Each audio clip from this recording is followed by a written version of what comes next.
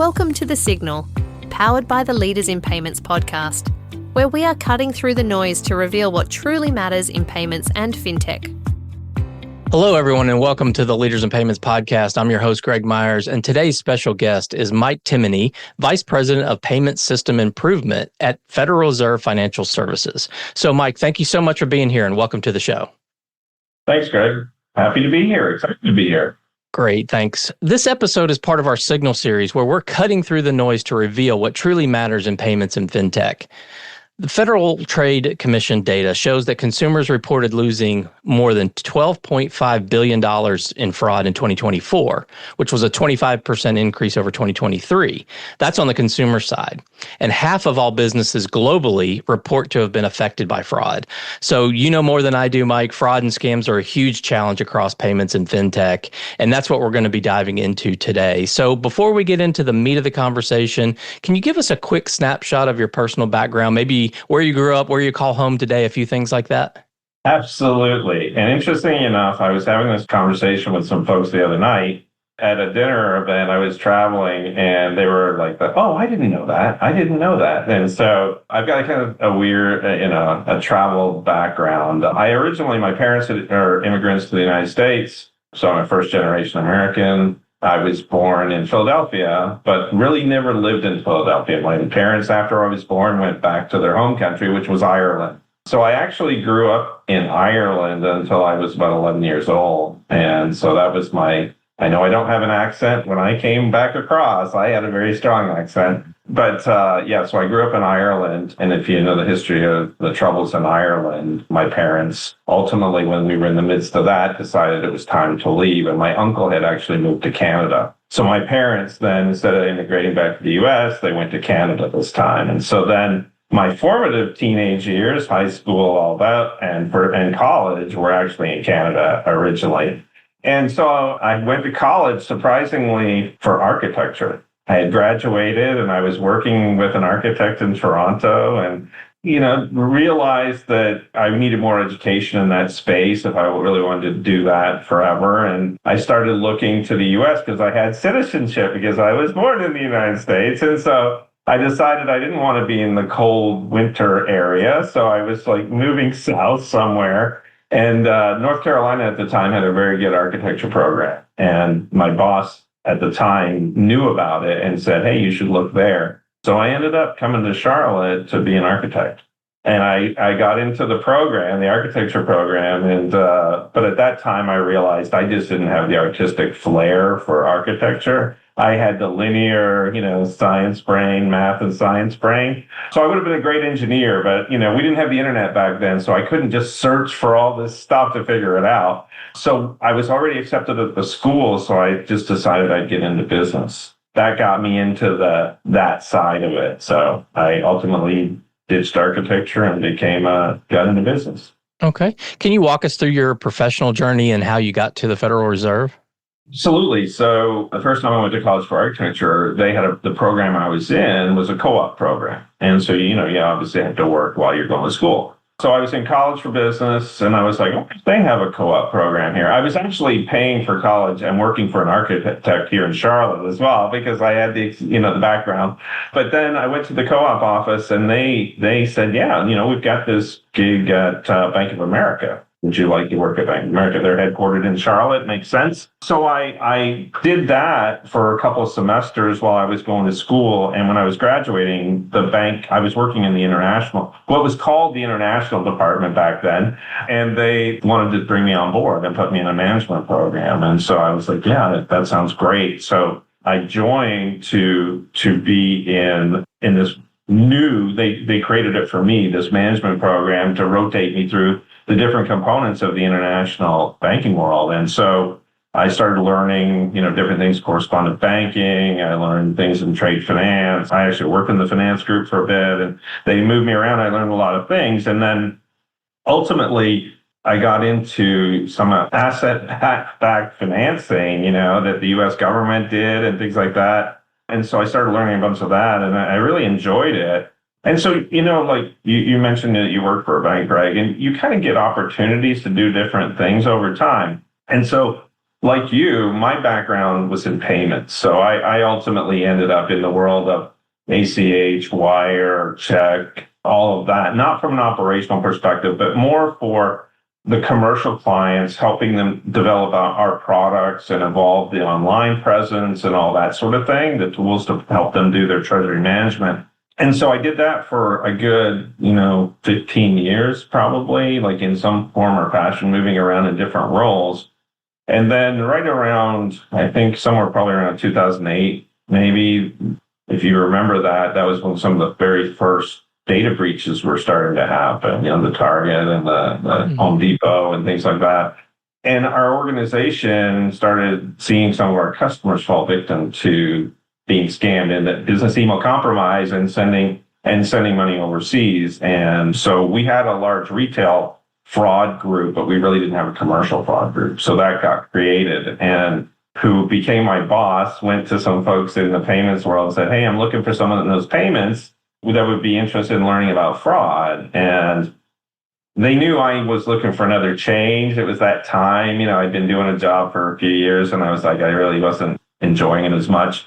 And they said, do you want to learn something about fraud? And it was like a lifeline. And I said, sure, I'll give it a shot. And since then, I've been doing that. So since 2008, I got into fraud. I learned a lot. I worked in fraud for wires, ACH, and mostly. I worked in it at the good time when wires and ACH would shut down on Friday afternoon or Friday evening and didn't come up till Sunday night, right? So no fraud happened over the weekend, so you could actually have a weekend in the fraud world. But then, I guess I was doing a good job, and they said, hey, we want you to take on commercial card. And that's a whole different ballgame. That's 24/7, 365, right? And so I, again, learned something brand new, the card business, loved the card business and the fraud that happened in that space. And then one day I literally got a call from a recruiter, which, happens over your career. And usually you can delete them. And this one said they were with the Federal Reserve. And I was like, oh, what's that? So I listened to it and I actually called it back, and it sounded like a good opportunity. So I started the process of interviewing with the Fed. And let me tell you, that was not a fast process. It took 6 months for me to actually get onboarded. I think we started in September of 2018, and I came on board in March of 2019. That was good anyway, I think. So now I've been with the Fed almost 7 years, and I really enjoy it. It's a different perspective than being on the banking side for so long. And I run a team now that's focused, you mentioned it, payment system improvement and secure payments within that. And we're focused on fraud and security. Yeah, that's what got me there. I know, a long-winded story, but it's like all of us, we learn as we go along and we start to find the things we like. The boss at the time, I think he was smart, saying that it's easier to teach someone about fraud than it is payments, because it takes a long time. You've been in payments. It takes a long time to learn the intricacies of not just domestic payments, but then you get into international payments and that sort of thing. So that has been a great level set or foundation for me, to learn fraud was much easier. Okay, well, thanks. Very interesting, both the personal story and the professional journey. Very interesting. Yeah. So let's go ahead and dive into the topic for today's conversation. And let's talk about, if you don't mind, talk about payment security at a high level. Let's start at the high level, and then sort of what role does the Federal Reserve play in that? All right. So it's a great question. That was part of the reason I wanted to join the Fed, because, the Fed does play a crucial role in ensuring the security of the payment system, and definitely it's a critical role, because we need people to believe and understand that it is a secure payment network we have in the United States, and that they can trust the network. So if I'm going to pay you, Greg, that the money's going to get there and I don't have to worry about it, that sort of thing. And we know that it's going to get there. It's, even aside from fraud, it's going to be reliant and trustworthy and all that sort of thing. So that's one component of it. On the other side of it, the security of it is super important, right? And so what my team does is really try to ensure that we are trying to address the problems of the industry from when it comes to fraud security. There are people that focus on cyber and the CISOs and that within organizations. That's not what we do. We're really focused on that safety and security of the payment system and trying to work through with the industry very collaboratively. What are the problems out there? Identify those. And then is there something we can work on together to try and solve those? One of the things that we do a lot, though, other than collaboration, is around educational components. We develop a lot of materials to try and help people understand fraud. The United States is quite unique in our structure, our financial structure. I was just on a call prior to this, and we were talking about other countries, and they were talking about some of the things they're doing from fraud. And it's a little bit easier in some other countries because they don't have thousands of financial institutions. They have 10 financial institutions or something, right? And so when you start to think about, you only have to work with 10 players versus 10,000 players, right? So it's a very different infrastructure we have. So it creates this unique environment that we're in.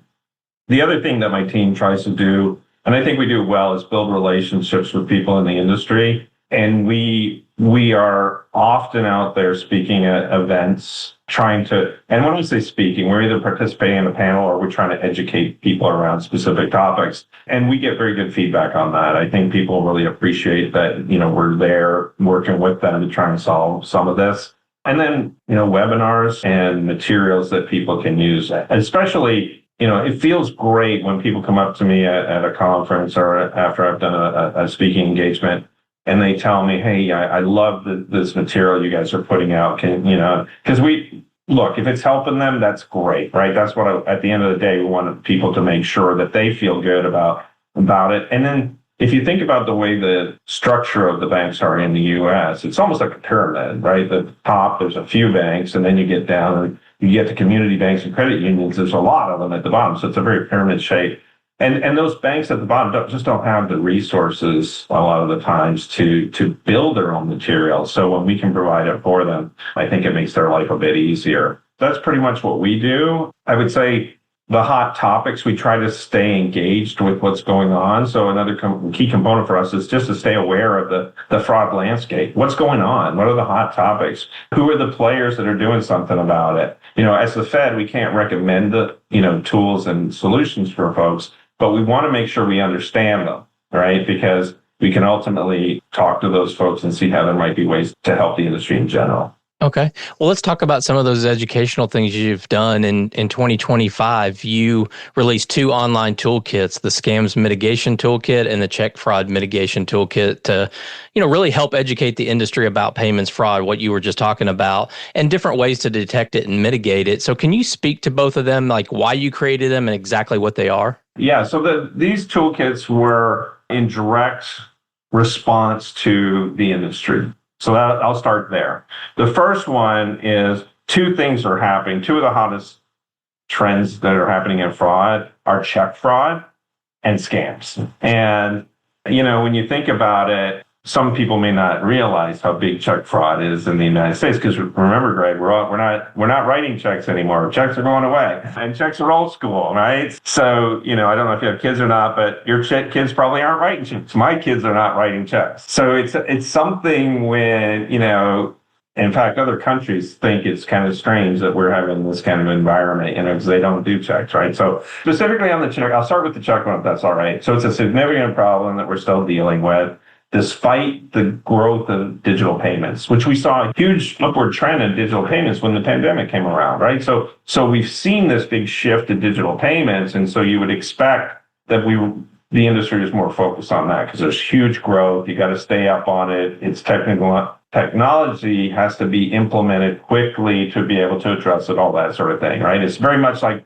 when we went to the pandemic, all of a sudden we had to have Zoom and Teams and all these things that we didn't have before. So now these payments are going and they had to do the same thing. Check usage has dropped dramatically. So from the consumer perspective, we're probably writing less checks, but the businesses are still writing checks. So there's still a lot of checks being processed in the country in the billions, like multi-billions. But there's also multi-billion dollars in check fraud. And so that's to the point where check fraud actually grew to the highest it's ever been, even though the checks were going down. So check fraud up, check usage going down. So that's not a good scenario, because in my mind really says that the cost of check fraud is, for each check is going upwards, right? And so that's a challenge. For check processing, a lot of the smaller banks still do a lot of that thing manually, right? And so if you think about now they've got fraud, they've got to be even more careful about the items that they're trying to process. And so it can be devastating for them from a check fraud loss perspective. So we were hearing that, can you do something about check fraud education? I mentioned my kids, right? If one of my kids happened when they graduated college, if they had gotten a job at a bank as a branch, as a teller or something, they would have had to teach them about checks because they don't know what a check is, right? So literally when I talk to banks today and they're hiring people for the tellers, they're having to teach them about checks because they don't use them. So think about that. It's a little bit of different dynamic. And so what we're trying to do is create some materials that can help them in that. It's not just to help them train. I think the benefit is that they can train their folks with it, but it's also built in a way that we're trying to use it from, there's examples. It'll show you what a counterfeit item might look like. It might show you what an altered item might look like. Trying to think what else, what are the things you should be looking for? Even talks about some of the services that could be available. Like, again, we are not going to recommend the provider, but like things like positive pay or payee positive pay are tools that you can use, that organizations can use to try and identify checks as they're fraudulent, right? And so there's some of that. But we get into, what are the latest trends in check fraud, and then tips on identifying and mitigating those. Because ultimately, at the end of the day, the goal is to try and prevent it. But if it's going to happen, then there's got to be ways for you to mitigate it, right? Or, to take the hit out of it or the pain out of it. So that's what we're doing there. So again, it's an old problem. Check is an old problem, but we're getting a lot of feedback on these toolkits. So I just mentioned to somebody this morning that the websites where we have these toolkits are our number one and number two most hit over the last couple of months. So there's a lot of people going there, which is great. I'm excited to say that people are actually using them. We just put new material out on both of them mid-October. So just a couple of weeks ago. We first released them in May, but now we added more material, and we'll continue to do that. We're getting feedback from people. Now that they're starting to use them, you tend to get, hey, what about this? Or what about that? And so we're trying to do it in very consumable pieces of information. You don't have to read a white paper to learn about check fraud. We can give you an example or a video or, small examples, things like that, versus having to read a book, right? We all don't have time to be reading a book. So this is why we've designed them this way. The other one, scams have been around forever, right? And it's nothing new. But what's happened is we've seen a surge in scams as well. And I would say there's a couple of reasons for that. And the same for the growth in check fraud. I think some of the reasons around it is the banks with digital payments have done a great job trying to keep the bad guys out and try to make the payments safe and secure. So if you think about it, from a check fraud perspective, everyone was investing in digital technology and fraud solutions, maybe didn't do as much with checks because they're supposed to be going away.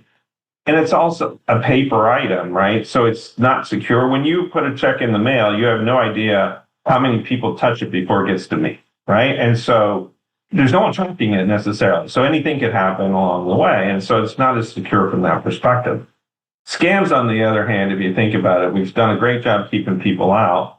So what the fraudsters have kind of shifted again to is, well, let me try and take advantage of Mike, the individual, right? I don't have to break into Mike's account.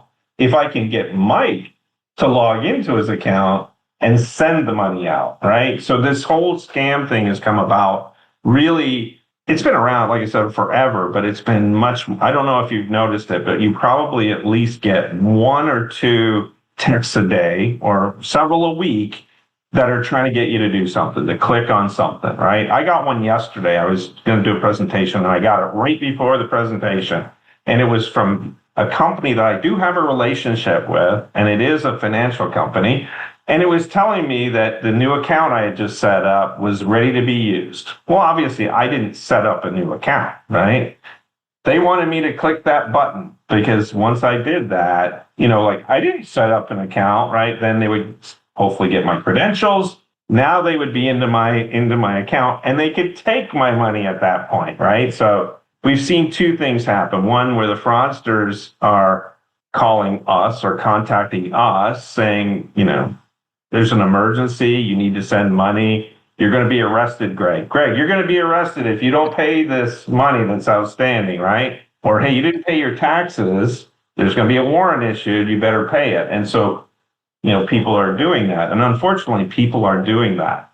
And then on the flip side, we're seeing these events where it says, this account has been opened in your name, confirm it. Or your package has been delayed. Click on this to make sure, when it's coming, and you start to give up credentials. So the fraudsters have really taken advantage of that. And so what we heard is we really need to do something about it. And so similarly to check fraud, we built out these toolkits, and we're trying to focus on things like the types of scams, the phishing and social engineering component to that, because we all use our phones nonstop, right? We're looking also at business email compromise, which if you remember, I said that's what kind of got me into fraud 15 years ago. So it's still growing today, right? So it's still a big thing. And so it's not just consumers that are being impacted, businesses are being impacted as well. So they're trying to deal with that. So we're trying to take all that into consideration. Similarly, we're putting it, the toolkit consists of case studies, use cases, real world examples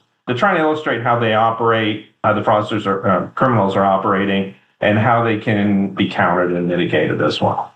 So it's long-winded, but we put a lot of time and energy into it, and I think we're getting some of the benefit back. And I've been speaking at a few conferences, and every time I show this to people, they're like, I see them with the cameras taking pictures, and I'm like, look, I'll give you the link. No worries, it's free, right? But I see a lot of interest in people taking pictures and trying to make sure they get to this. And then, when they're out there, we are also saying, hey, if there's a case or something that you're interested in the future, let us know. We'll see about how we can be able to incorporate it in. Well, all those things you mentioned have happened to me, right? On the personal side, on my phone, I get, with my business, I probably get 2 emails a day that are scams of some sort where they want me to click on something, you opened this account or, whatever it may be. I get them all the time. Your invoice won't be paid unless you press this button, so all those kind of things. So I see it all the time. Yeah. And that information, I think something important is sharing of that information. So sharing it about scams, fraud tactics, emerging trends. It's an industry challenge, right, that we all face. So what more do you think we can do as an industry to sort of collaborate in this area? And then how would greater transparency really make a difference? Yeah, it's a great question. I mentioned to you a second ago, other countries are doing they do information sharing when it comes to fraud, but they also have a very different infrastructure. And like I said, they have it's much easier to share information between 10 banks than it is, let's round it up, 10,000 banks, right? It's just a very different environment. Not only that, a lot of times, some of the other countries, their government is mandating that they have to do some of that, right? If you think about our environment, we're very different in that not only do we have a federal government, but we have governments in 50 states. And there's privacy rules across 50 different states. I'm not saying there's 50 different versions, but they're different. And so it's not as simple in the United States to just say, hey, we want everyone to share information, because our structure is very different. I do personally believe that the sharing of information is critical in the success for us to fight against the fraudsters and criminals. But the reality is they are sharing. They don't have a problem sharing, Greg. They boast about it, in fact. They'll put YouTube videos up showing people how they did it, right? And look, it used to be that we would say, go to the dark web and you can learn this or you can buy this information. You don't even have to go down to the dark web now. There are videos on other platforms that you can get to without being technically savvy. It's not hard to search and find it. So if they're sharing and they're saying, hey, this scam is working really well, they get on it in a hurry. What we're not doing is we're not saying, oh, they're hurting us with this scam, and we should tell everybody so that they can't hurt us. And so, in my opinion, it's critical that we try to get to that end state. A year ago, I had a work group made up of 30 different organizations from the U.S. And we actually spent time coming up with, we wrote a paper basically on what the recommendations we had for an information sharing type platform. And there's other folks out there doing the same thing in the country, trying to figure out how can we do this? How can we build some type of infrastructure where we could share information?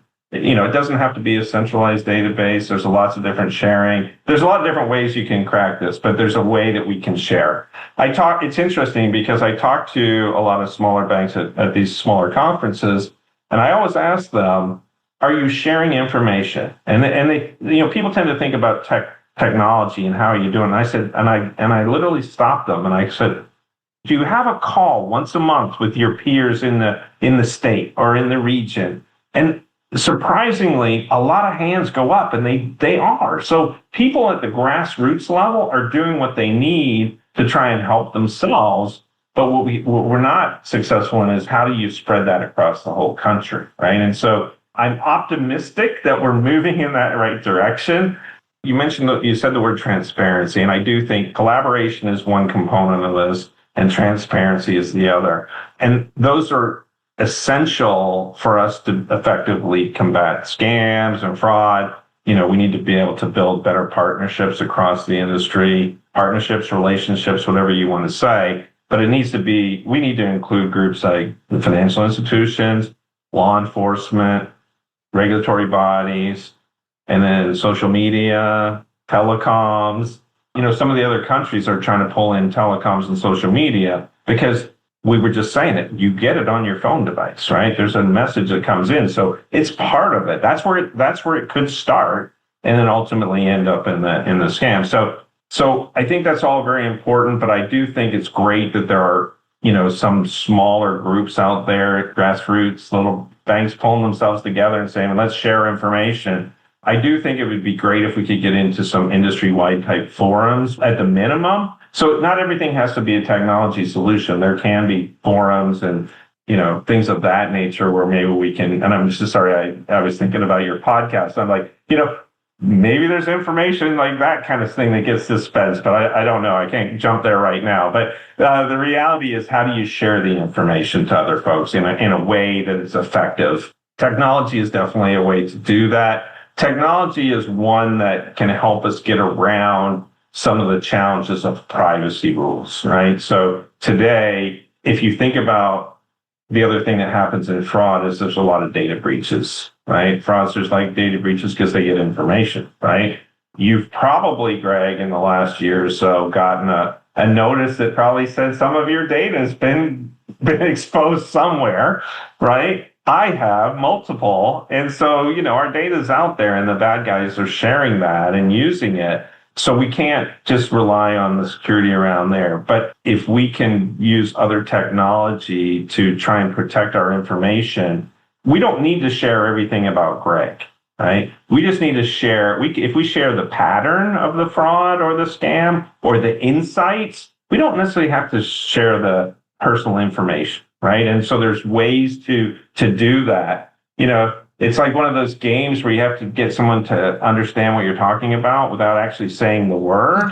I think that's where we are. We got to be able to get the message from me to you without actually giving the details of the individuals involved, right? So I think there's a way to do it. It just will take some time. But there are some technologies out there that are privacy enhancing technologies that can encrypt information, can make it safer to share information. So my gut feel is over the next couple of years, we're going to see some of that probably move in that direction.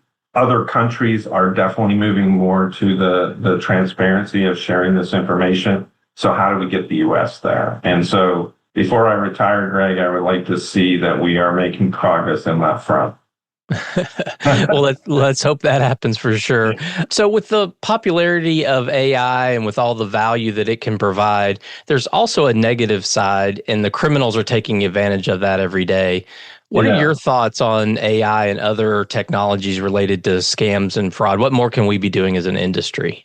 Yeah. So first of all, I like AI. I started using it a while back, and I think it's great. And I'm glad that my organization is now allowing us to use it internally and stuff too, right? I think the challenge with AI, you're absolutely right. It's got a lot of great benefits, and it's not new. I've been with the Fed 7 years, and just before I left my previous organization, we were implementing models at that point in time, for fraud, to help identify fraud. I'm sure they're so much better now than they were 7 years ago, but nonetheless, we were doing that. And we realized that at that point in time that static type rules to identify fraudulent anomalies are great, but they don't have the flexibility around some of the AI, right? And so I think the bonus is that AI can help us look at the numbers of transactions. Because you've got to remember, payment transactions have gone way up too, right? So to be able to look at more transactions quicker, to look for anomalous activity is fantastic. There's a very upside in my mind of us evolving the technology and the tools that are there to try and stop fraud. But to your point, the negative side of it is the fraudsters are pretty much the first adopters of this type of technology, right? I mentioned my organization now uses it, allows us to use it, but it took a while to get there, Greg. It wasn't like day one they said, hey, everyone can use it. There was a whole evaluation. Are we secure? Is it vetted? Does it do all these things? But if I'm a criminal, I don't necessarily care about some of that, right? I just go right ahead and do it and see what kind of benefit I get out of it. If it doesn't work, I'll find something else. And so the challenge, if you think about that, is they're finding fraud oftentimes is reactive and it's hard, right? So I think the AI really allows us to be much faster in what we do. But I have this feeling we're always playing catch up to the bad guys. And maybe we're playing catch up and the gap is becoming less. And if that happens, I think that's a positive for us, because anytime you can at least shorten that gap, it means we're doing something right. And, there's definitely a better chance to retrieve funds and stop things if you can close that window down a little bit. So I do think that the tools will continue to evolve. Look, where have we gone in the last year and a half with some of the AI tools we're using? It seems like they just came out and now everyone's using it, right? And so I think we'll see more of that. I'm optimistic that the new AI-driven solutions will be there. And going back to the previous question, Greg, I think we're going to be able to use that for information sharing in some form or fashion, to do it in a way that we can share our findings, that ultimately that will allow us to lead to better fraud prevention solutions, right? So I think the models will be better, the response times will be better, but I think we'll just have to keep pounding away at it and keep trying to evolve, because the criminals aren't going to stop. This is the problem, right? And as I think earlier on I mentioned that, the banks have done a great job of trying to keep bad guys out. So what did they do? They found another way. They went to checks and scams. We're going to do a great job doing some of this other stuff, and they're going to be like water, and they're going to find the way around it, right? And so we can never let our guard down is what it's going to boil down to. No matter how good we get, they're going to find something that we're going to have to try and address. Yeah, absolutely. So, Mike, one last question for you. What is the one takeaway you'd like our listeners to come away with from this episode when they're thinking about, scams and fraud? Well, one is always hard, right? Okay, three's okay then. Yeah. So let me say, I think the importance of being vigilant when it comes to fraud is important. I also think that fraud is not just my job as a fraud person. It's your job, and it's the next person's job. It's within an organization, it's everyone's job, all right? Because if I am the fraud department, I personally think I should be letting other people in the business know what are things that can happen so that they're aware. And it might help them in their personal life, but it might help them in our business as well. If they know, if all of a sudden they know that, it could protect them, right? There's a reason why we all get kind of trained within our organizations to look for phishing and things like that. But I think that helps build us the knowledge base, but then we also have to be vigilant in knowing that it could happen at any point in time, right? So that's my one thing. The second one is the continuation of learning and education and understanding that we can't just learn it today and expect that's the way it is. The fraudsters are evolving and adapting, and so we have to continue. It's a continuous process, I guess, is what I'm getting at. So we need to think about our security protocols. We need to think about how do we learn? How do we stay abreast of new fraud prevention technologies, new fraud schemes and scams? How do we bring all that around so that we don't fall behind, right? We're making a lot of good progress, but we got to continue to keep doing it. The last thing I would say goes back to your question about, well, you kind of asked these questions, was collaboration and information sharing. And I honestly think if there's an opportunity for you, even if it's within your organization, that's a small, ecosystem, or within your city or your state, to try and collaborate with people and share what's going on. Again, you don't have to say Mike Timoney's the criminal, but you might be saying, hey, we see this type of activity. Are you seeing that? If they say no, then you go, oh, well, you might be interested because this is how they're operating. Even if you just tell the person about how the scam is happening, it helps them. They just learn something. And so going back to that, so I think the vigilance and education is one of them. I think the staying on top of new trends and things out there is important. And then the collaboration and info sharing would be my third one. If you ask me, and this is maybe what you did ask me, if you said, Mike, if you had the magic wand, because sometimes that question comes up, my answer to that question would be that we would have an information sharing model of some sort that allowed us to real time share fraud activity. So that was a different answer to a different question. I know you didn't ask it, but I gave you an answer anyway. No, it's great. And I think, I think that's a great way to wrap up the show. So, Mike, thank you so much for being here. I know your time is very valuable, so I really appreciate you doing the show today. Thank you very much for the opportunity to talk about the work that we're trying to do at the Fed. And it's been a pleasure. Nice meeting you, Greg, and I'll be listening. Okay, great. Thank you so much. And to all you listeners out there, I thank you for your time as well. And until the next story.